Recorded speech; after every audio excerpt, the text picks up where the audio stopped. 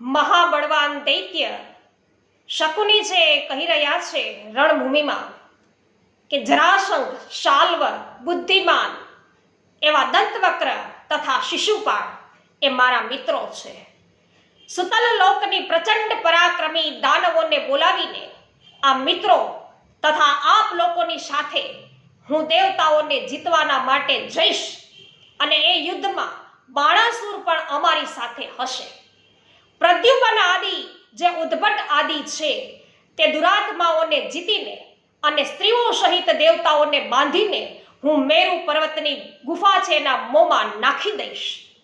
ગૌ, બ્રાહ્મણ, દેવતા, સાધુ, દેવ, તપસ્વી, યજ્ઞ, વેદ, શ્રાદ્ધ, તિતુક્ષુ તથા વિવિધ તીર્થોનું સેવન કરનારા ધર્માત્માઓનું પણ હું નિસંદેહ છે એનું વધ કરીશ. પછી સુખેથી હું વિચરીશ અને દેવતાઓ પર વિજય મેળવનાર મહાબળવાન પરાક્રમી રાજા કંસને ધન્ય હતું કે તે મારો મિત્ર અને પરમ સુહૃદ હતો. તો દુઃખની વાત એ છે કે આજે આ પૃથ્વી પર તે હાજર નથી.